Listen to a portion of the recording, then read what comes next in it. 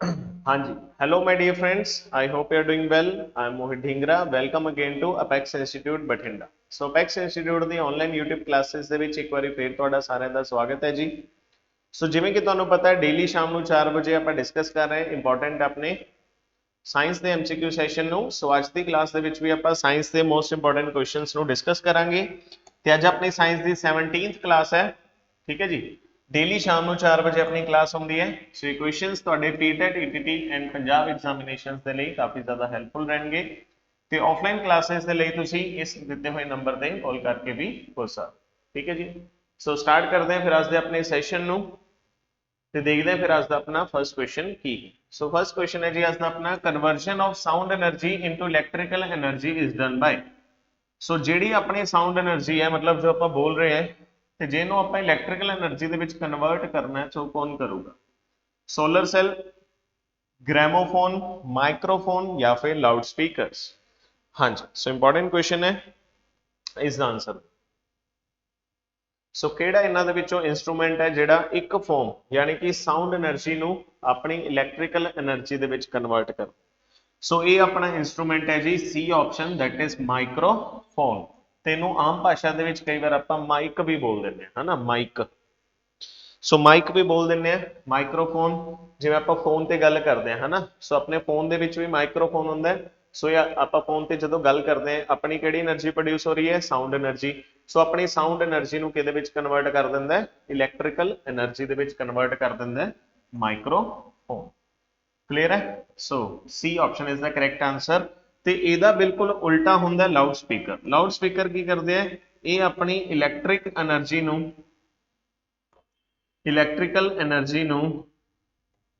ਕਿਹਦੇ ਵਿੱਚ ਕਨਵਰਟ ਕਰਦੇ ਆ? ਸਾਊਂਡ એનર્ਜੀ ਦੇ। ਠੀਕ ਹੈ। ਸੋ ਇਹ ਵੀ ਤੁਹਾਨੂੰ ਪਤਾ ਹੈ ਲਾਊਡ ਸਪੀਕਰ ਕੀ ਆਪਾਂ ਸਪੀਕਰ ਦੀ ਤਾਰ ਜਦੋਂ ਲਗਾਉਂਦੇ ਉਹਨੂੰ ਇਲੈਕਟ੍ਰੀਕਲ એનર્ਜੀ ਦਿੱਤੀ ਸੋ ਉਹਦੇ ਵਿੱਚੋਂ ਆਵਾਜ਼ ਪ੍ਰੋਡਿਊਸ ਹੋਈ। ਸੋ ਇਲੈਕਟ੍ਰੀਕਲ એનર્ਜੀ ਨੂੰ ਸਾਊਂਡ એનર્ਜੀ ਚ ਕੌਣ ਕਨਵਰਟ ਕਰਦਾ ਹੈ? That is microphone. So C option is the correct answer. Sorry, electrical energy ਨੂੰ ਸਾਊਂਡ એનર્ਜੀ ਚ ਕੌਣ ਕਨਵਰਟ ਕਰਦਾ? Loudspeaker. ਤੇ ਸਾਊਂਡ એનર્ਜੀ ਨੂੰ ਇਲੈਕਟ੍ਰੀਕਲ એનર્ਜੀ ਚ ਕਨਵਰਟ ਕਰਦਾ ਹੈ ਮਾਈਕ੍ਰੋਫੋਨ, ਦੈਟ ਇਜ਼ ਮਾਈਕ। ਤੇ ਸੋਲਰ ਸੈੱਲ ਆਪਣੇ ਬਣੇ ਹੁੰਦੇ ਆ ਸਿਲੀਕਨ ਦੇ ਪਲੱਸ ਦੂਸਰਾ ਇੱਕ ਮਟੀਰੀਅਲ ਹੁੰਦਾ ਹੈ that is germanium. So silicon ਤੇ ਜਰਮੇਨੀਅਮ ਇਹ ਦੋਨੋਂ ਕੀ ਹੈ? ਸੈਮੀ ਕੰਡਕਟਰਸ ਹੈ। ਸੋ ਇਹਨਾਂ ਤੋਂ ਆਪਾਂ ਕੀ ਬਣਾਉਂਦੇ ਆ? ਸੋਲਰ ਸੈੱਲ ਬਣਾਉਂਦੇ ਆ। ਇਹ ਵੀ ਆਪਾਂ ਯਾਦ ਰੱਖਣਾ ਹੈ। So C option is the correct answer. Clear ਹੈ ਜੀ ਸਾਰਿਆਂ ਨੂੰ? ਸੋ ਪਹਿਲੇ ਦਾ ਆਪਣਾ ਆਨਸਰ ਹੋਊਗਾ ਜੀ ਸੀ ਆਪਸ਼ਨ। ਚਲਦੇ ਹਾਂ ਫਿਰ ਆਪਣੇ ਨੈਕਸਟ ਕੁਐਸਚਨ ਤੇ। ਅਗਲਾ ਕੁਐਸਚਨ ਦੇਖੋ ਕੀ ਹੈ। ਸੈਕੰਡ ਕੁਐਸਚਨ ਹੈ which of the following is the cleanest source of energy. So ਇਹਨਾਂ ਸਾਰਿਆਂ ਦੇ ਵਿੱਚੋਂ ਸਭ ਤੋਂ ਸਾਫ਼, ਸਭ ਤੋਂ ਕਲੀਨ ਸੋਰਸ ਆਫ એનર્ਜੀ ਕਿਹੜੀ ਹੈ? Biofuel, fossil fuel, nuclear fuel ਜਾਂ ਫਿਰ ਵਿੰਡ એનર્ਜੀ। ਹਾਂਜੀ,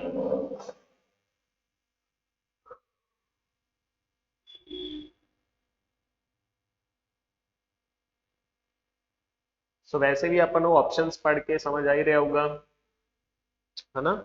ਸੋ ਆਪਣੇ ਕੋਲ ਦੋ ਤਰੀਕੇ ਦੇ ਸੋਰਸਿਸ ਆਫ એનર્ਜੀ ਹੁੰਦੇ ਆ, ਇੱਕ ਰੀਨਿਊਏਬਲ, ਇੱਕ ਨਾਨ ਰੀਨਿਊਏਬਲ। ਰੀਨਿਊਏਬਲ ਜਿਨ੍ਹਾਂ ਨੂੰ ਆਪਾਂ ਵਾਰ-ਵਾਰ ਯੂਜ਼ ਕਰ ਸਕਦੇ ਆ ਤੇ ਜਿਹਦੇ ਵਿੱਚੋਂ ਕੋਈ ਪੋਲਿਊਸ਼ਨ ਨਹੀਂ ਨਿਕਲਦਾ, ਤੇ ਦੂਸਰੇ ਹੁੰਦੇ ਆ ਨਾਨ ਰੀਨਿਊਏਬਲ ਜਿਹਨੂੰ ਆਪਾਂ ਵਾਰ-ਵਾਰ ਨਹੀਂ ਯੂਜ਼ ਕਰ ਸਕਦੇ ਤੇ ਜਿਹੜੇ ਪੋਲਿਊਸ਼ਨ ਨੂੰ ਕ੍ਰੀਏਟ ਕਰਦੇ ਹਨਾ। ਸੋ ਰੀਨਿਊਏਬਲ ਤੇ ਨਾਨ ਰੀਨਿਊਏਬਲ। ਸੋ ਇਹਨਾਂ ਦੇ ਵਿੱਚੋਂ ਬਸ ਇਹ ਪਹਿਚਾਨ ਲਓ ਵੀ ਨਾਨ ਰੀਨਿਊਏਬਲ ਕਿਹੜਾ ਹੈ। ਸੋ ਨਾਨ ਰੀਨਿਊਏਬਲ ਕਿਹੜੇ ਹੈ? ਆ ਸਾਰੇ ਨਾਨ ਰੀਨਿਊਏਬਲ ਹੈ। ਕਿਹੜੇ ਸਾਰੇ? ਆ ਸਾਰੇ biofuel, fossil fuel, nuclear fuel, ਇਹ ਨਾਨ ਰੀਨਿਊਏਬਲ ਹੈ। Non renewable source of energy. ਲੇਕਿਨ ਜਿਹੜਾ ਵਿੰਡ એનર્ਜੀ ਹੈ ਇਕਲੌਤਾ ਆਪਣਾ ਇੱਥੇ ਆਪਸ਼ਨ ਦੇ ਵਿੱਚ ਗਿਵਨ ਹੈ renewable source of energy.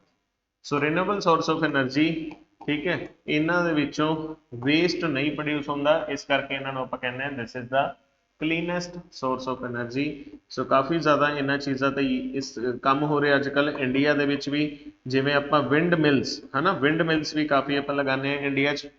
Solar powers ਆਪਾਂ ਕਾਫੀ ਜ਼ਿਆਦਾ ਲਗਾ ਰਹੇ ਹਾਂ ਇੰਡੀਆ 'ਚ। ਸੋਲਰ ਸੈਲਸ, ਸੋਲਰ ਪੈਨਲ ਕਾਫੀ ਜ਼ਿਆਦਾ ਇਸਤੇਮਾਲ ਕਰ ਰਹੇ ਹਾਂ ਹਨਾ।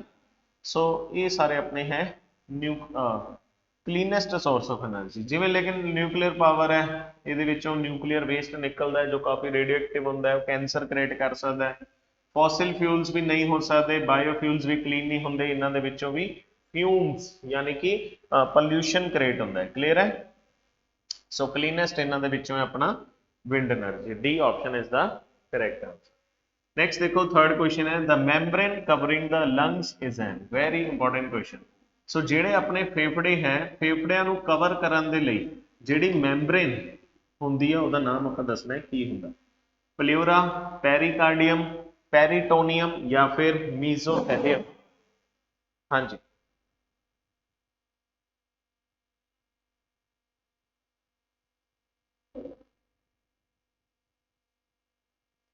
हाँ जी सो वेरी इंपॉर्टेंट। सो ਕਿਹੜੀ ਜਿਹੜੀ ਮੈਂਬਰੇਨ ਹੁੰਦੀ ਹੈ ਆਪਾਂ ਦੱਸਣਾ ਹੈ ਜਿਹੜੀ ਲੰਗਸ ਨੂੰ ਫੇਫੜਿਆਂ ਨੂੰ ਕਵਰ ਕਰਦੀ ਹੈ।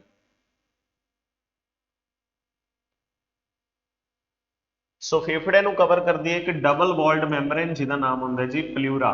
ठीक है जी so A option is the correct answer that is pleura. So pleura अपने देखो जो आप सांस लेने रेस्पिरेशन के दौरान इनहेलेशन सांस अंदर लेना एक्सहेलेशन सांस बाहर कढ़ना सो इस टाइम अपने फेफड़िया के विच हलचल होंदी है मूवमेंट होंदी है। सो यही अपने फेफड़िया नूं प्रोटेक्ट करके रखती है एक मैंबरेन जिहदा नाम है जी प्ल्यूरा। प्ल्यूरा क्लियर है। So pleura pleura pleura is the correct answer that is A option. ठीक है जी सो इंपॉर्टेंट लंग्स मतलब होंगे अपने फेफड़े है ना। सो अपने रेस्पिरेशन दे विच मेन योगदान होंदा है फेफड़ियां दा या आपां ये भी कह सकते हैं इंसान दे विच रेस्पिरेशन ऑर्गन मेन केड़ा होंदा है फेफड़े दैट इज लंग्स। क्लियर है सो इंपॉर्टेंट है ए option is the correct answer. ते पेरिकार्डियम ये अपने हार्ट नूं प्रोटेक्ट करती है। ठीक है अपना हार्ट अपने दिल नूं प्रोटेक्ट करती है एक कवरिंग उसका नाम है पेरिकार्डियम। ਤੇ क्वेश्चन आंदा है स्टडी ऑफ हार्ट है ना। हार्ट की स्टडी ਨੂੰ ਆਪਾਂ ਕੀ ਬੋਲਦੇ हैं सो हार्ट की स्टडी ਨੂੰ ਆਪਾਂ ਬੋਲਦੇ हैं कार्डियोलॉजी। क्लियर है सो याद रखना है ये option is the correct answer. ठीक है जी लेकिन जिवें फिशिज होंदी है फिशिज दे विच रेस्पिरेटरी ऑर्गन केड़ा हुंदा है वो गिल्स हुंदा है गिल्स। सो फिशिज दे विच रेस्पिरेटरी ऑर्गन केड़ा हुंदा है गिल्स। फिशिज दी स्टडी हुंदी है सो क्वेश्चन आंदा है स्टडी ऑफ फिशिज फिशिज की स्टडी को आप बोलते हैं इस्थायोलॉजी। ये भी important ichthyology. So ichthyology is the study of fishes. ते rearing of fishes rearing of fishes rearing of fishes का मतलब होंगे मछली पालन मछली पालन। सो मछली पालन लिए आप किहड़ी टर्म यूज करते हैं ये आप टर्म यूज करते हैं दैट इज पिस्सीकल्चर। पिस्सीकल्चर सो पिछली पिछली नहीं मछली कल्चर भी नहीं इन्हों आप बोलते हैं पिस्सी कल्चर। ठीक है जी पिस्सी कल्चर। ठीक है आप फिशिज की गल कर रहे हैं सेल्फ फिशिज की आप बिल्कुल गल नहीं कर रहे। So pisciculture is the rearing of fishes. Clear है सो आंसर होगा अपना A option that is pleura. Next देखो फोर्थ क्वेश्चन है जी Equus asinus is the scientific name of. ठीक है इक्वस एसिनस किदा साइंटिफिक नेम हुंदा है डोंकी दा काओ दा डियर दा या फिर कंगारू दा। सो इंपॉर्टेंट क्वेश्चन है चलो। सो इक्वस एसिनस एक किदा साइंटिफिक नेम इंटरेस्टिंग ऑप्शन है। सो पहली ऑप्शन ही काफी इंटरेस्टिंग है ना। So A option is the correct answer that is donkey. So donkey का जो साइंटिफिक नेम होंगे Equus asinus. So A option is the correct answer. ये साइंटिफिक नेम्स आप याद रखने हैं जिमें कि ह्यूमन बींग्स का साइंटिफिक नेम होंगे होमो सेपियंस। होमो सेपियंस ठीक है।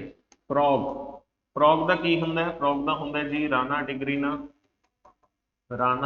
टिग्रीना पीकॉक पीकॉक का होंगे जी पैवोक्रिस्टेटस पैवोक्रिस्टेटस। टाइगर का होंगे जी पैंथेरा टिग्रिस टाइगर का होंगे। मैंगो मैंगो का होंगे जी मैंगी फेरा इंडिका। सो ये सारे साइंटिफिक नेम्स है कुछ इंपॉर्टेंट साइंटिफिक नेम्स है याद रखने हैं। ठीक है डियर हिरन होंगे कंगारू कंगारू बहुत होंगे जी कितने होंगे ऑस्ट्रेलिया दे विच इसे करके ऑस्ट्रेलिया आप बोल दें लैंड ऑफ कंगारूज है ना। सो लैंड ऑफ कंगारूज आप किन्नू बोलते हैं, आस्ट्रेलिया नू। क्लियर है। ते डोंकीज वैसे सब तो ज्यादा होंगे है पाकिस्तान। चलो so A option is the correct answer. ठीक है जी। सो इक्वस एसिनस होंगे है डोंकी का साइंटिफिक नेम। नेक्स्ट देखो, पंजवा क्वेश्चन है the radiations initially produce in the fluorescent tube is. So कहते केड़ी रेडिएशंस इनिशियली शुरुआती स्टेज ਦੇ ਵਿੱਚੋਂ ਨਿਕਲਦੀਆਂ फ्लोरोसेंट ट्यूब ਦੇ ਵਿੱਚੋਂ, इंफ्रारेड, अल्ट्रावायलेट, माइक्रोवेव्स या फिर एक्सरेज। इंपॉर्टेंट क्वेश्चन है जी। हाँ जी। सो ਜਿਹੜੇ ਆਪਾਂ ਘਰਾਂ ਦੇ ਵਿੱਚ CFL ਬਲਬ ਲਗਾਉਂਦੇ ਆ ਜਾਂ ਫਿਰ ਫਲੋਰੋਸੈਂਟ ਟਿਊਬਸ ਲਗਾਉਂਦੇ ਆ, ਉਹ ਪਹਿਲਾਂ ਕਿਹੜੀਆਂ ਰੇਸ ਪ੍ਰੋਡਿਊਸ ਕਰਦੀਆਂ? ਉਹ ਰੇਸ ਪ੍ਰੋਡਿਊਸ ਕਰਦੀਆਂ that is ultraviolet rays। So B option is the correct answer, that is ultraviolet rays ਜਾਂ ਫਿਰ ਇਹਨੂੰ ਆਪਾਂ ਕਹਿ ਦਿੰਦੇ ਆ UV rays। ठीक है जी। सो यह UV रेस आपको भी पता है, these rays are harmful to humans. ये अपने इंसानों लिए काफ़ी ज़्यादा हार्मफुल होंगी है। ठीक है जी। सो इंपॉर्टेंट है UV रेस याद रखना है। Fluorescent tube. सो तुसी एक टर्म एक फुल फॉर्म भी सुनी होगी CFL है ना। CFL बल्ब सुने ना, CFL बल्ब जो आप लगाने। सो ये फुल फॉर्म भी आप याद रखनी है, that is compact fluorescent lamp. ठीक है जी। कॉम्पैक्ट फ्लोरोसेंट लैंप, ये CFL की फुल फॉर्म है, ये भी आप याद रख। क्लियर है। B option. ते एक्सरेज की खोज की सी WK रॉइंटसन ने। सो WK रॉइंटसन ने एक्सरेज की खोज की सी, ये आप याद रखना है। इंफ्रारेड रेस हीटिंग सेंसेशन नू प्रोड्यूस करती है, यदा मतलब जो इंफ्रारेड रेस की तो निकलती है तो थोड़ी गर्म हीटिंग रेडिएशंस प्रोड्यूस करती है। क्लियर है। तो यूवी रेस तो अपन कौन बचा रहे हैं? अपनी ओजोन लेयर है ना। समताप मंडल दे विच अपन देखने को मिलती है ओजोन लेयर, ये कितने है? स्ट्रेटोस्फीयर दे विच। क्लियर है, भी आप याद रखें। तो ओजोन गैस का फॉर्मूला होंगे जी O2। सो पंजवें का अपना आंसर होगा बी ऑप्शन। क्लियर है। सारी चीज़ें नोट कर लो, स्क्रीनशॉट कर लो फटाफट। सो चलते नेक्स्ट क्वेश्चन ते। छेवां देखो की है, which of the following metal shown by its symbol is generally use for making filament of bulb. So देखो जो आप बल्ब यूज करते हैं, ठीक है, मान लो यही अपना बल्ब है, मनना ही पैना है ना, असल च बल्ब तो होंगे ही नहीं। चलो ये अपना बल्ब है ना। सो बल्ब के एक इदा का फिलामेंट होंगे है ना, इदा का फिलामेंट, इनू आप बोलते हैं फिलामेंट। जिसनों मेन आप देखते हैं जिस चो करंट पास होता है तो जिस चो लाइट प्रोड्यूस होती है। सो फिलामेंट कहते किस चो बनया होंगे, उसका सिंबल आप दसना है। चलो मैं तुहानू आंसर तुहाडा सौखा कर देना। फिलामेंट बनया होंगे जी टंगस्टन का। टंगस्टन एक मटीरियल है। तुसीं बस मैनू ये दस दो भी टंगस्टन का सिंबल की है, FeAnAg या फिर W।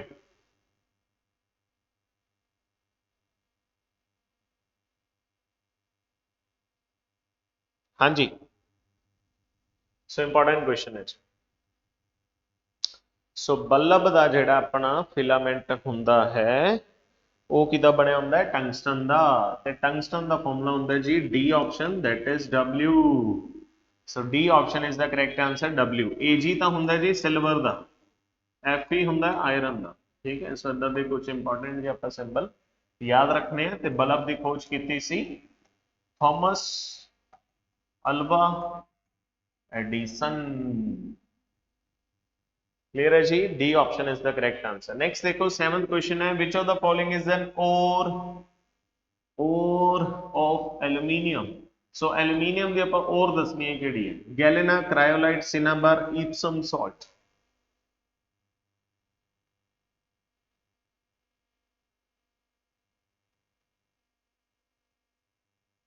सो very important.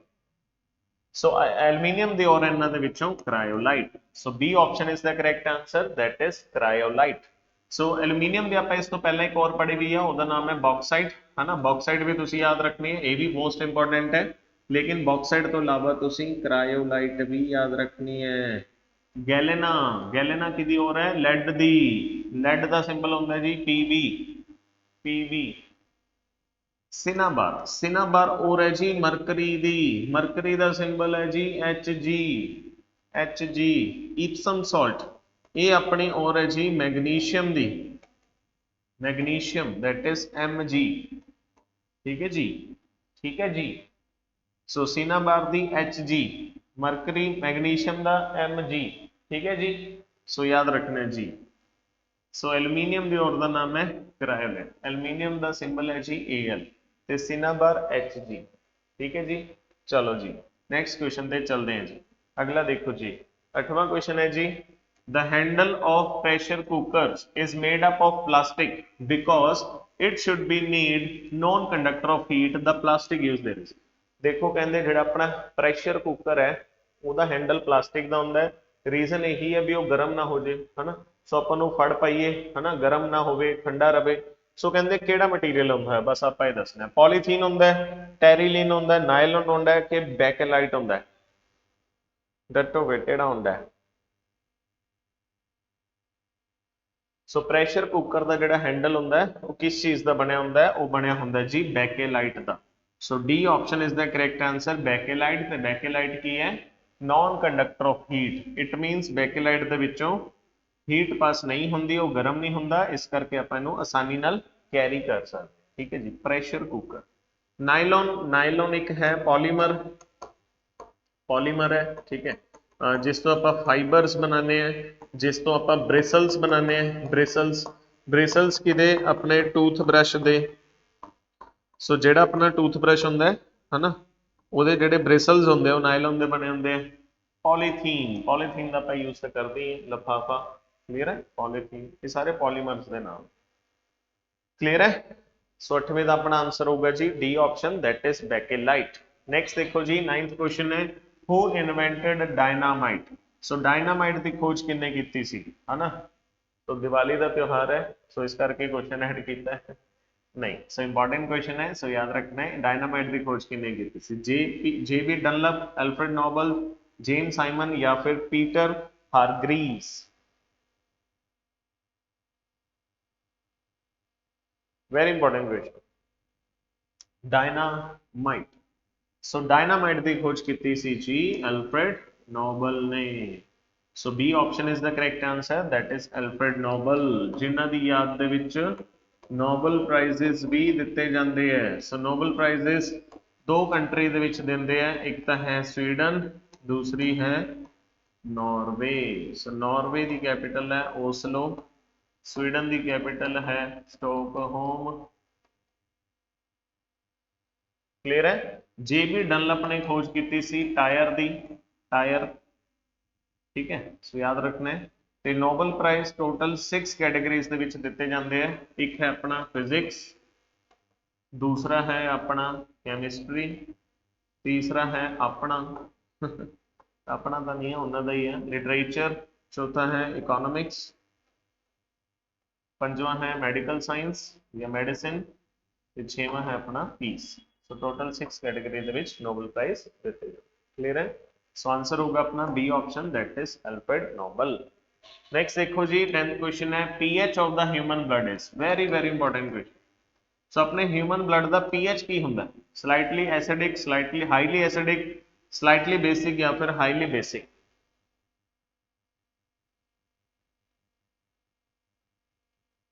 Very important. So human blood का जो पीएच होंगे ये होंगे slightly basic. So C option is the correct answer. यदि रेंज होंगी है 7.35 तो लैके 7.45। हल्का जा बेस होंगे अपना ह्यूमन ब्लड, सो बेस होंगे, क्लियर है जी। तो ब्लड की स्टडी होंगी है। So question is point is study of blood. So blood की स्टडी को आप बोलते हैं haematology. So haematology is the study of blood, clear है। ਤੇ ਬਲੱਡ ਦਾ ਪੀਐਚ ਕੀ ਹੁੰਦਾ, ਬਲੱਡ ਹੁੰਦਾ ਆਪਣਾ ਸਲਾਈਟਲੀ ਬੇਸਿਕ। ਤੇ ਪੀਐਚ ਰੇਂਜ ਵੀ ਦੀ ਯਾਦ ਰੱਖਣੀ ਹੈ 7.35 ਟੂ 7.45, ਕਲੀਅਰ ਹੈ।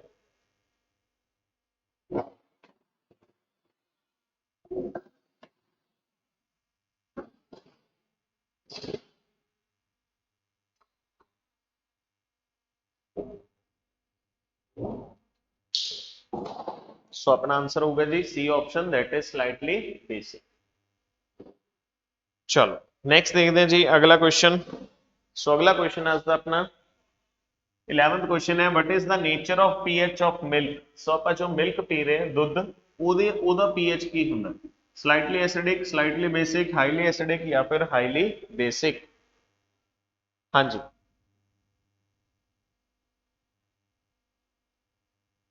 सो वेरी इंपॉर्टेंट अपना मिल्क कितना दा सो मिल्क ਹੁੰਦਾ जी slightly acidic. So A option is the correct answer slightly acidic ए ਹੁੰਦਾ 6.5 to 6.7 ਜਿਹੜੀ ਦੀ ਰੇਂਜ ਹੈ ਮਿਲਕ ਦੀ ਪੀਐਚ ਦੀ। ਸੋ ਹਲਕਾ ਜਿਹਾ ਕੀ ਹੁੰਦਾ ਐਸਿਡਿਟੀ ਹੁੰਦੀ ਹੈ ਮਿਲਕ ਦੇ ਵਿੱਚ ਤੇ ਮਿਲਕ ਦੇ ਵਿੱਚ ਇੱਕ ਸ਼ੂਗਰ ਹੁੰਦੀ ਹੈ ਹਨਾ ਨੈਚੁਰਲ ਸ਼ੂਗਰ ਉਹਦਾ ਨਾਮ ਹੈ ਲੈਕਟੋਸ। ਸੋ ਲੈਕਟੋਸ ਇਹ ਮਿਲਕ ਦੇ ਵਿੱਚ ਜਿਹੜੀ ਸ਼ੂਗਰ ਹੁੰਦੀ ਹੈ ठीक है लैक्टोस क्लियर है। सो आंसर होगा अपना A option that is slightly acidic. चलो नेक्स्ट देखते हैं जी अगला क्वेश्चन। सो 12th क्वेश्चन है the stones formed in the human kidney consist mostly of. ठीक है जी सो अपनी किडनी ਦੇ ਵਿੱਚ ਜਾਂ ਬੋਡੀ ਜੋ ਸਟੋਨਸ ਬਣਦੇ ਹੈ ਹਨਾ ਆਪਾਂ ਕਹਿੰਦੇ ਪੱਥਰੀ ਹੋ ਗਈ ਸਟੋਨਸ ਹੋ ਗਏ ਉਹ ਸਟੋਨਸ ਕਿਸ ਚੀਜ਼ ਦੇ ਬਣੇ ਹੁੰਦੇ calcium oxalate sodium acetate magnesium sulphate या फिर कैल्शियम दे।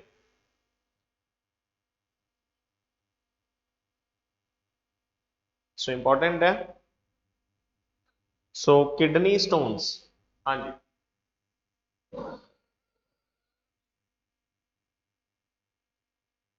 सो अपने किडनी स्टोन्स किस चीज से बने होंगे ये बने होंगे जी कैल्शियम ऑक्सलेट।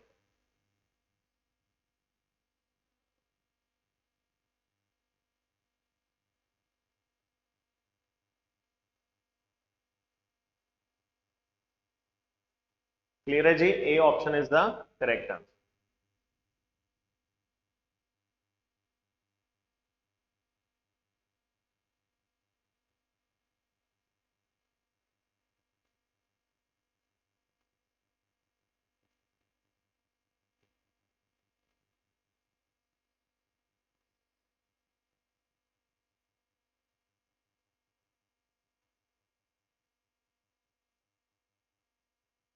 नेक्स्ट देखते हैं अगला क्वेश्चन। सो 13वां क्वेश्चन है release of which of the falling into ponds will help in controlling the mosquitoes। so mosquitoes ਨੂੰ ponds ਦੇ ਵਿੱਚ ਕਿਹੜੀ ਮੱਛਲੀ ਹੈ ਜਿਹੜੀ ਉਹ ਖਾ ਜਾਂਦੀ crab dogfish gambusia fish या फिर snail। हाँ जी ਸੋ ਮੋਸਕੀਟੋਸ ਨੂੰ ਹਨਾ ਕੰਟਰੋਲ ਕਰਨ ਦੇ ਲਈ ਪੌਂਡਸ ਦੇ ਵਿੱਚ ਹਨਾ ਕਿਹੜੀ ਫਿਸ਼ ਨੂੰ ਛੱਡਿਆ ਜਾਂਦਾ ਹੈ ਉਹ ਹੁੰਦੀ ਹੈ ਜੀ Gambusia fish. So C option is the correct answer. ਸੋ ਅੱਜ ਲਈ ਇੰਨਾ ਹੀ ਕਰਦੇ ਹਾਂ ਜੀ ਮਿਲਦੇ ਹਾਂ ਫਿਰ ਆਪਣੇ ਨੈਕਸਟ ਪਾਰਟ ਦੇ ਵਿੱਚ ਠੀਕ ਹੈ ਜੀ। Thank you.